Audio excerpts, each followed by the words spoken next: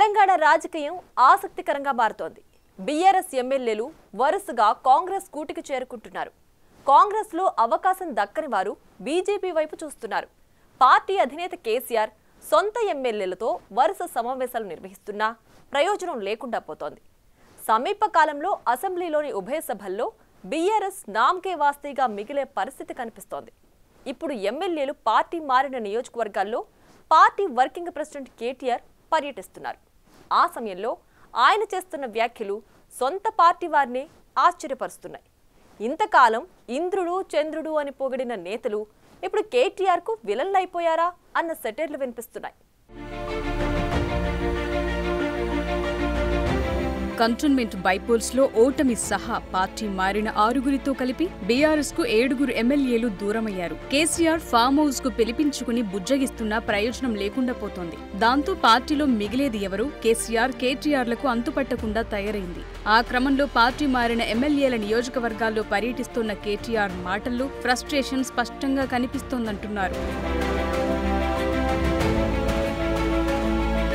ఏ గాలికి కొట్టుకుపోయేది గడ్డిపోచలు మాత్రమే అని జగిత్యాల ఎమ్మెల్యే డాక్టర్ సంజయ్ కుమార్ పై బీఆర్ఎస్ వర్కింగ్ ప్రెసిడెంట్ కేటీఆర్ అక్కసు వెళ్లగక్కారు. సంజయ్ కుమార్ కాంగ్రెస్ లో చేరిన తరువాత జగిత్యాలలో పర్యటించిన ఆయన పార్టీ మీటింగ్ పెట్టి ఆ డైలాగులు వేశారు. జగిత్యాలకు పట్టిన శని పోయిందని, ఈ నియోజకవర్గ ప్రజలు ఉత్సాహంగా ఉన్నారంటూ తన అసహనాన్ని ప్రదర్శించారు.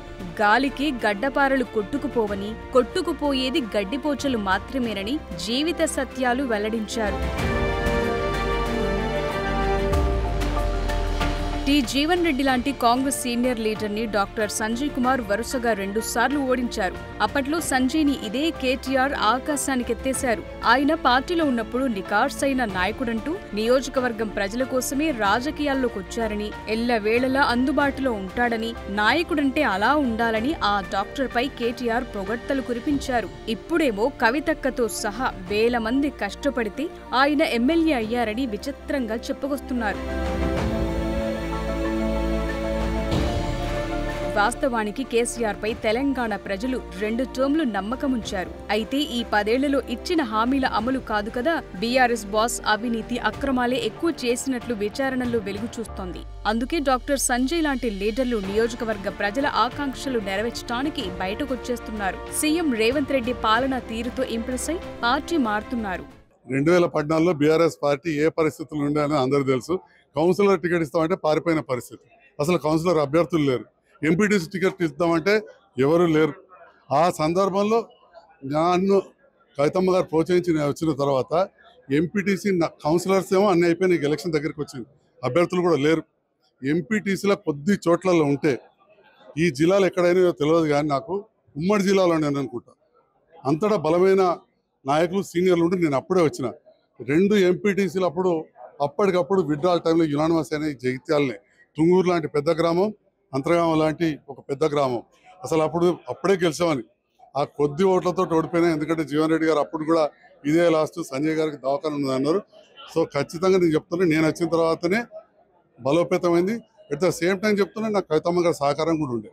పార్టీలో ఉన్న నాయకులు కార్యకర్తల గురించి గొప్పలు చెప్పిన కేటీఆర్ పార్టీ మారిన తరువాత పొగిడిన నోటితోనే విమర్శలు చేయటం సర్వత్రా విమర్శలకు దారితీస్తోంది. పార్టీ మారగానే నమ్మక ద్రోహి అంటూ, ఆస్తుల పరిరక్షణకే పార్టీ మారారంటూ చిత్ర విచిత్రమైన విమర్శలు చేస్తున్నారు కేటీఆర్. లావాదేవీల కోసమే పార్టీ మారుతున్నారని, ఇలాంటి వ్యక్తులు పార్టీ మారినంత మాత్రాన నష్టమేమీ లేదని, అలాంటి వారు పోతేనే మంచిదని వ్యాఖ్యలు చేస్తుండటం సొంత పార్టీలోనే చర్చనీయాంశమైంది. కేటీఆర్ ఎప్పుడు ఏం మాట్లాడతారో, ఏం చేస్తారో అర్థం కాక బీఆర్ఎస్ నాయకుల్లోనే అయోమయం కనిపిస్తోంది. ప్రతి ఎమ్మెల్యే పార్టీ మారినప్పుడల్లా ఇలానే స్పందిస్తున్నారైనా. సంజయ్ కుమార్ అయితే తన బియ్యంకుడు బిజినెస్ కోసమే పార్టీ మారారని ఆరోపిస్తున్నారు. పార్టీలో సీనియర్ నాయకుడు, మాజీ స్పీకర్, బాన్సువాడ ఎమ్మెల్యే పోచారం శ్రీనివాస్ రెడ్డిపై సైతం లక్ష్మీపుత్రుడు కాదు లంకపుత్రుడని తీవ్ర విమర్శలు చేశారు. గడచిన 10 ఏళ్లలో బీఆర్ఎస్ అధికారంలో ఉన్నప్పుడు ఇప్పుడున్న ఎమ్మెల్యేలే అప్పుడు ఉన్నారని, వారికున్నటువంటి బిజినెస్లు కేటీఆర్కు తెలియదా? పార్టీ మారగానే వారికి ఇల్లీగల్ బిజినెస్లు ఎలా అవుతాయని కేటీఆర్ పైన సొంత పార్టీ నేతలే విరుచుకుపడుతున్నారు.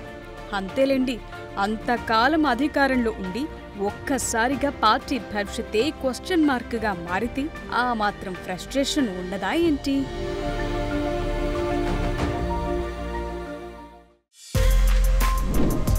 For more videos like this, subscribe Big TV channel.